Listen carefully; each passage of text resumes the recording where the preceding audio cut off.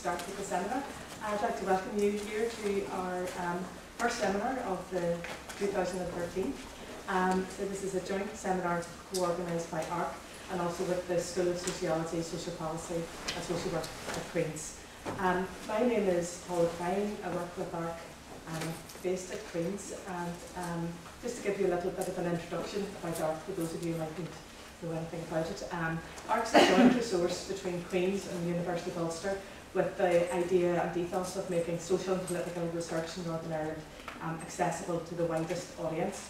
We do that in a variety of ways, mostly by our website, but also events like this today about bringing research out and opening it up to a wider forum. And we're very pleased today to introduce Tracy Shildrick from the Teeside University, who's come over to talk to us about some new research that she's been involved with. I'm not going to say anything more about it. I don't want to spoil the surprise, and Tracy can talk about it a lot more eloquently than I am. So the format will be that Tracy will talk for about 30-35 minutes, and then we'll have some time for questions. We will then finish at about 1 o'clock, and there will be a sandwich lunch just served outside in the foyer, so you're all very welcome to stay for that. Hopefully you will do, and then if we haven't had quite enough time for questions or comments, Tracy will be around for about half an hour or so after that to continue the discussion. So, thank you.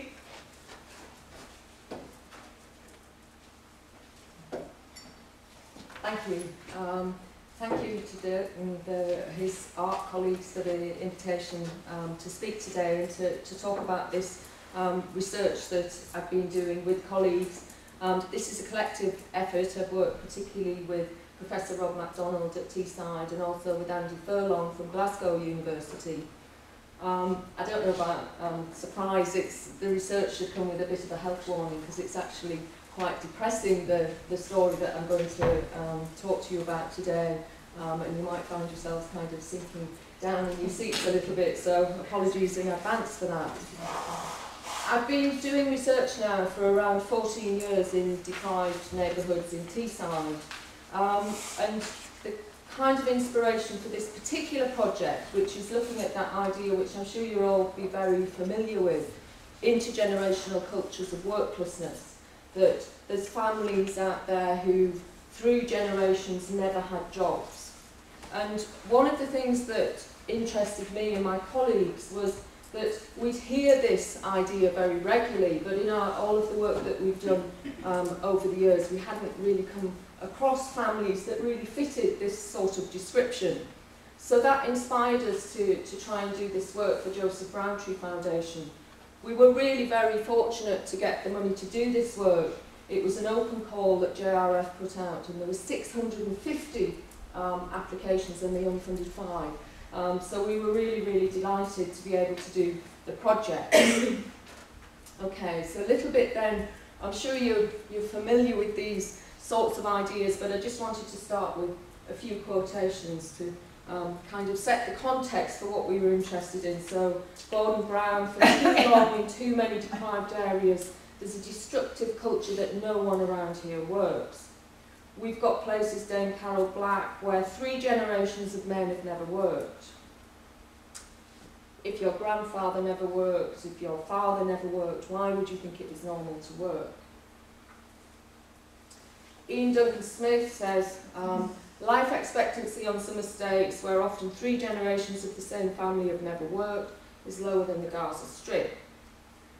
One of the inspirations or one of the things that's been talked about recently in terms of the introduction of universal credit is to reintroduce the culture of work in households where it's been absent for generations. Chris Grayling, and I was kind of on the edge of my seat and screaming at the TV when I heard him say this on Newsnight, kind of upped the ante by talking about 4 generations of families where nobody's ever worked. And I have heard reference, people talking about 5 generations.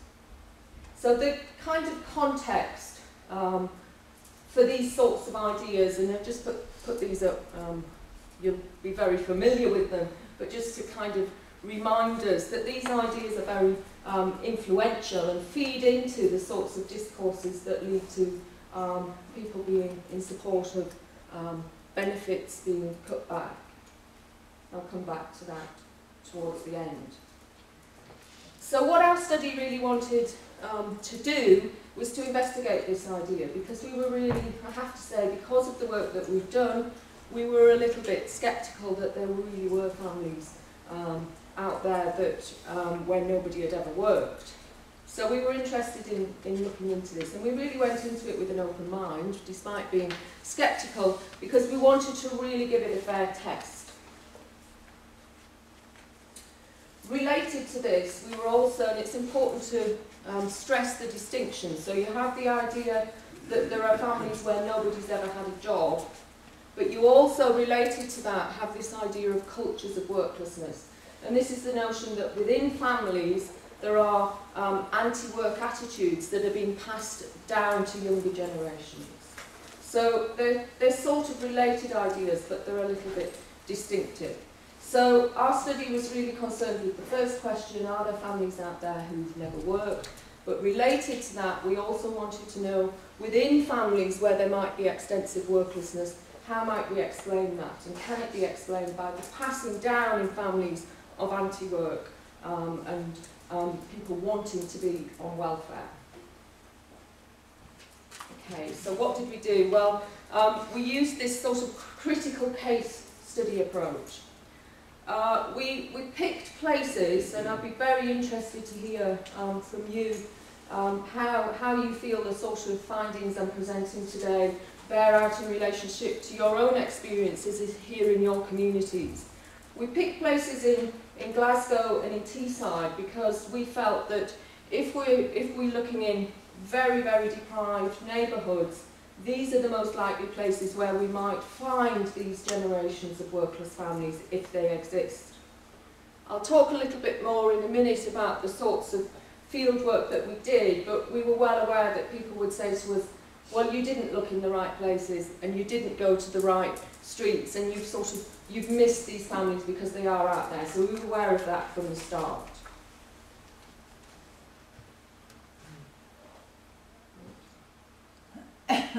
Okay, so as I said before, one of the kind of inspirations for the study, and the quotations I'm showing you now are ones that some of them are from this study, some of them are from previous studies, but these sorts of ideas have been really dominant when we go out and talk to people who we respect and who work much more closely in the communities than we do.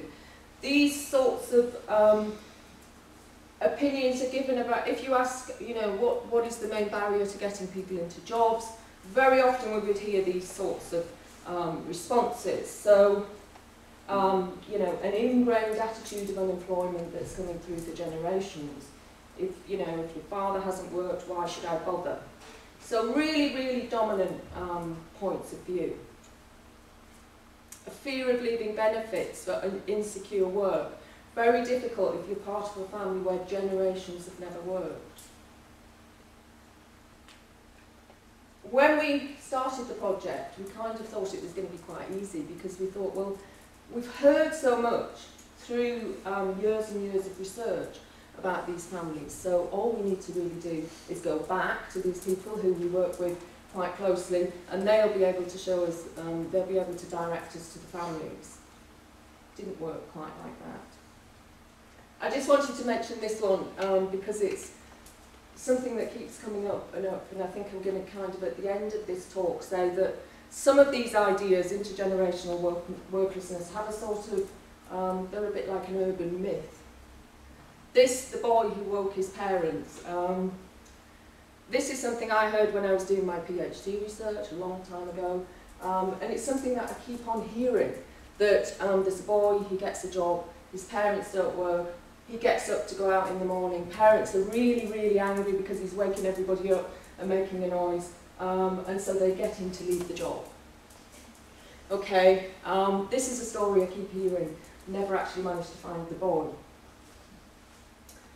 Okay, so what we did, we went back to the practitioners that we'd worked with previously, said to them, okay, well, we're doing this study, can you direct us to families? And actually, when you start to talk in more detail, the idea starts to crumble a little bit. So people say, well, oh, you mean never worked? Oh, well, actually, yeah, he did have a job, and yeah, these people, they're talking about people who, often very chaotic families who have lots of issues and problems, but often also families who had jobs. Okay, so we realised at this point that actually it was going to be really difficult for us to find the sorts of families that we were looking for. And there weren't just issues there, obviously there were some issues about confidentiality, but that wasn't the main issue, because we kind of said, well, okay, you can't tell us the name of the family, but maybe you could point us to the streets we could go to, and they weren't able to do that either. Okay, so what did we do? I won't dwell on this slide, you can read it for yourselves, and you can ask me about methods if you want to, but we really did work extremely hard, bringing in extra research support to try very hard to find families who'd never worked.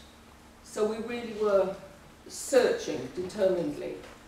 And we spent lots of time in the communities, particularly in Teeside. We were familiar with the communities, and we spent lots of time with people, talking to lots of people, you know, meeting people on the streets and in cafes. And we really were struggling to find families with 3 generations unemployed. And obviously we couldn't go back to JRF and say, well, okay, we've searched really hard, but actually we couldn't find any, and that's the end of that.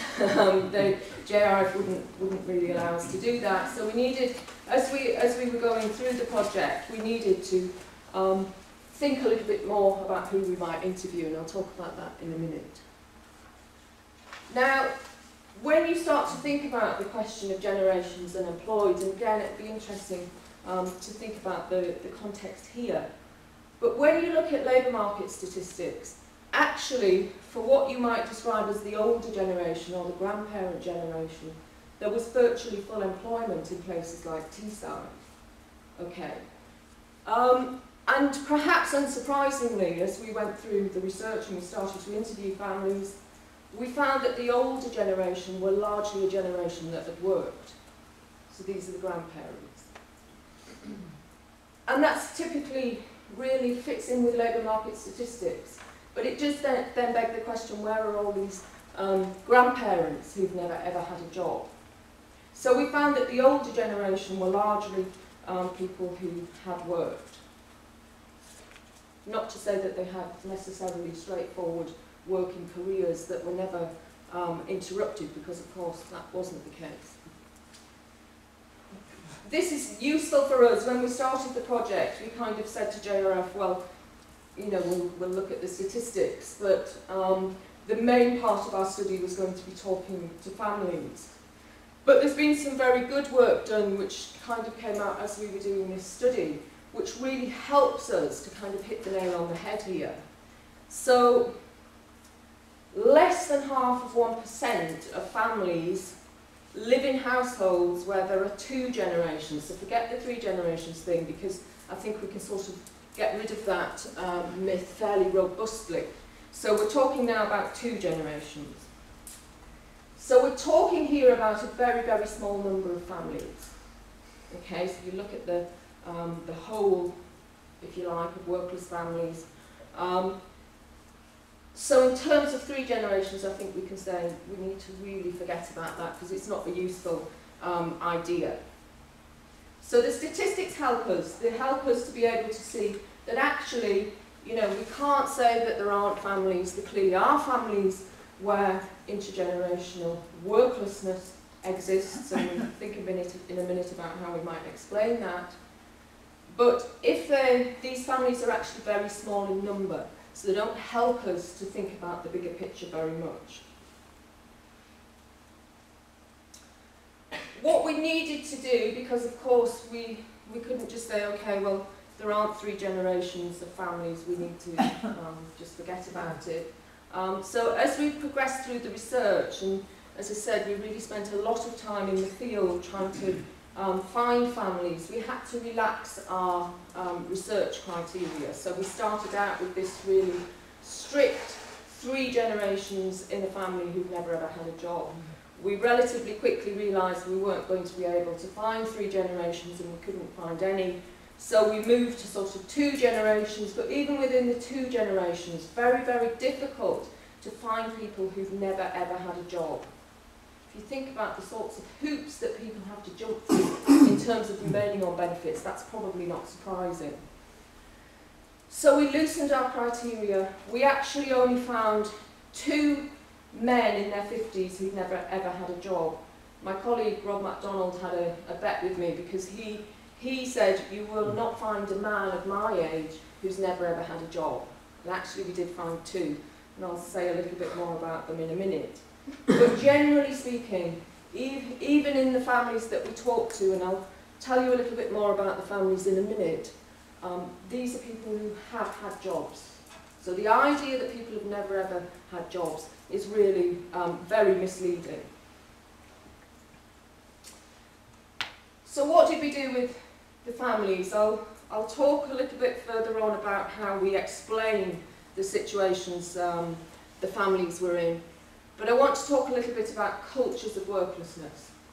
So what we wanted to do was investigate that second question. So we've kind of done away with the families where generations have never worked, but we need to really understand what's going on in these families. Is it a case that the younger people in particular are inheriting anti-work attitudes from their parents? The sorts of things that tend to get talked about in respect of cultures of worklessness are these things here. So values, attitudes and practices towards work and welfare. The informal economy, so we often hear that, well, people don't want to take jobs because actually they're earning quite a lot of money on the side, working on the side. That family networks tend to be unemployed, so if everyone around you is unemployed, and this is the favourite of Ian Duncan Smith, we know whole communities who've never worked.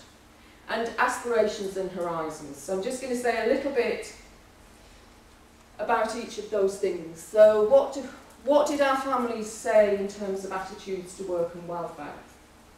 So we interviewed in all of the families apart from one where we managed to speak to an older generation. We talked to mid-generation and younger people in the families. Well, they were very, very pro-work. They wanted to work. Now, that's a finding that we found across all of our studies, that this is a really dominant theme, that people want to go to work, they want jobs. It kind of goes against all the popular discourse that tells us that actually people don't want jobs, and the policies need to actually, you know, force people out there into the workplace. And people were really astute actually about what's good about jobs, why is it good to be in work? So there we've got Beerish says important for self-esteem. It's important for how you are. So often the benefits of jobs were not necessarily about money. What was interesting about parents, and this was really interesting to be able to look into generationally, the parents had really very difficult lives, and I'll give you some examples in a minute. They didn't want that for their children. The children didn't want to be like their parents. They were well aware that their parents had had very difficult lives. So Kenny there talks about how he's proud of his children, proud of his boys. So there was a real sense of parents wanting to help their children to do better. So we had examples of people going out and doing paper rounds with their children, because often they were very limited in what help they could give them, but they were very keen to help them if they could. We asked people about job searching, because of course, criticism of the study might be, well, of course people are going to say they want jobs. Isn't that? They want to present themselves in a good light. They're not going to say, I don't want to have a job. So we talked to people about what they were doing in terms of job searching. There was mixed evidence, to be fair. And when we look at the middle generation, we can see why maybe some of them weren't quite so optimistic about getting jobs or searching for jobs. The younger generation were very keen to get jobs, and often they searched very hard. In the middle generation it was more mixed, so there was some searching, but very often the middle generation were really, really very ill. So there was simply no way some of them were going to be able to work. When we look at the wider social networks of people, and it was quite interesting to plot this out, we can start to see this idea that people are isolated in, even just in families where nobody's ever worked. It's just a nonsense, because there was so much variety within a family. So there, Davy Harris says his parents had never seen the inside of a brew, which is Scottish for unemployment office. He talks about his siblings all having jobs. So within a family, often people going in different directions. I think what's interesting in respect of the young people, they often talked about having aunties or uncles who were in jobs, and that they were real inspirational role models to them. I want to be like them.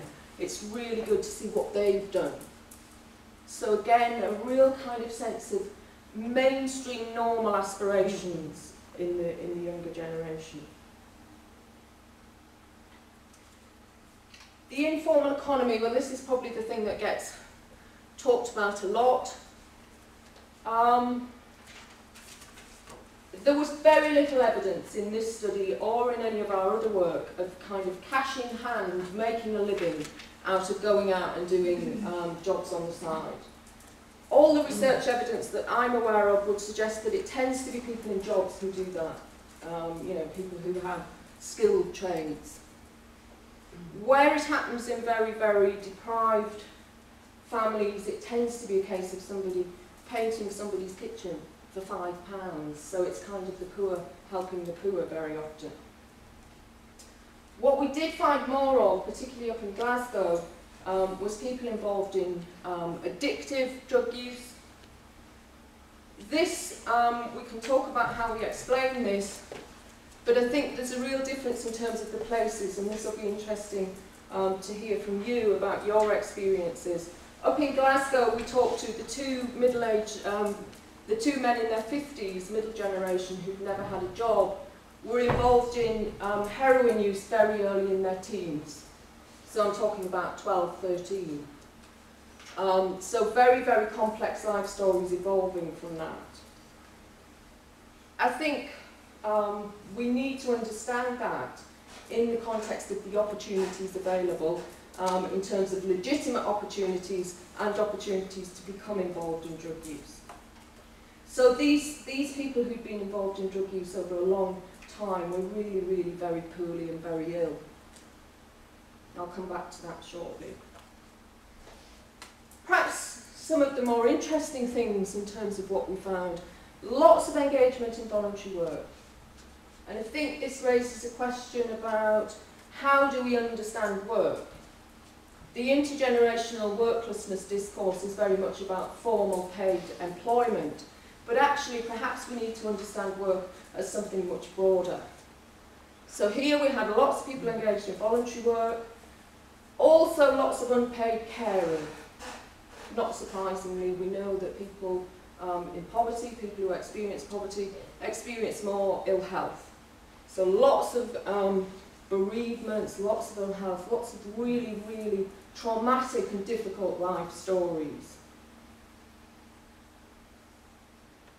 Aspirations and horizons. Well, for some of the middle generation, and I'm going to give you a case study in a minute, these were really, really difficult interviews. I have to say this is the most difficult research project I've ever been involved in, and they're really very harrowing life stories.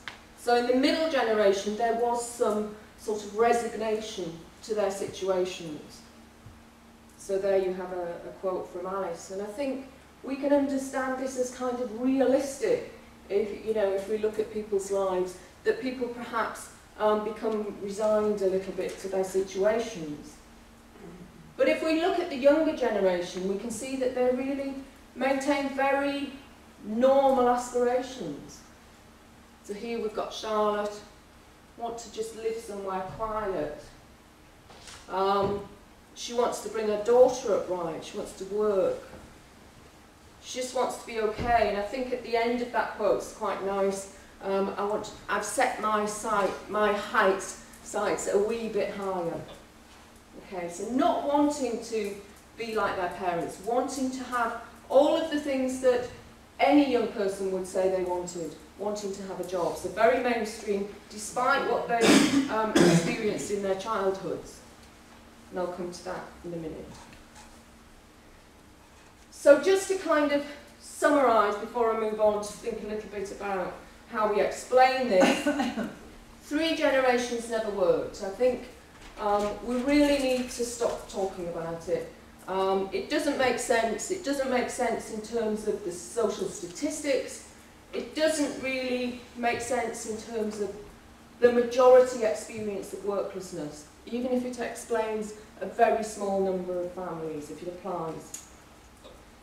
But also in terms of cultures of worklessness, we just simply didn't find anything that fitted with that idea that people wanted to be on benefits. People were really very clear about how hard it was to live on benefits, and we could see that in talking to them. That's the easy bit.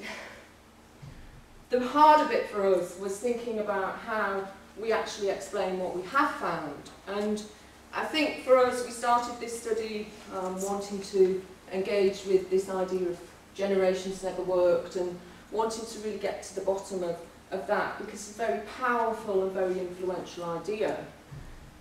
In doing this study, we've sort of almost inadvertently stumbled into another discourse agenda, political agenda, which is about the troubled families or problem families. So many of our families, on the face of it, would fit with that discourse. There's lots of issues and problems going on. And that presented us with lots of difficulties about how to think about and theorise what we'd found. So firstly, the younger generation. Well, I think this is simpler. It's a relatively usual story. It was striking in the interviews how mainstream and normal the aspirations of the young people were. They wanted all the things we might expect them to want. They were growing up, they had had what I describe as a hard start in life. There's no question about that. Some of these young people had had extremely difficult and complex lives up until the point we talked to them. They were in areas where there really aren't very many jobs.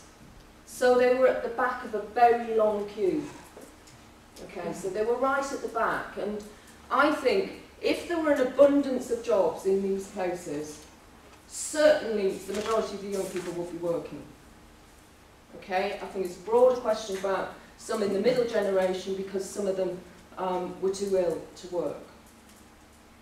So I think for this group, they were really kind of right down. I think the nature of our method, and it's important that we present this as such, these are unusual families. Okay, so because we were searching for these families that virtually are very few in number, and because of the nature of the method, we've drilled down, if you like, to the very bottom, to some of the most disadvantaged families. So these young people were just at the back of a very, very long queue for jobs, and a growing queue, increasingly long queue. For the middle generation, it was more complex. It was in the middle generation that we found the most extensive periods of worklessness. Now, obviously, that sounds obvious because younger people are, by the very nature, newer to the labour market. I think it's important to stress when we talk about even 2 generations that the young people were new to the labour market. So does it make sense to talk about a generation of it being workless? But for this middle generation, it was more complicated. And it really was a kind of web of complex difficulties. The sorts of problems that we've come across are kind of these ones here. Some of these problems affected our families in 1s or 2s. In some of the families, they had all of these issues going on.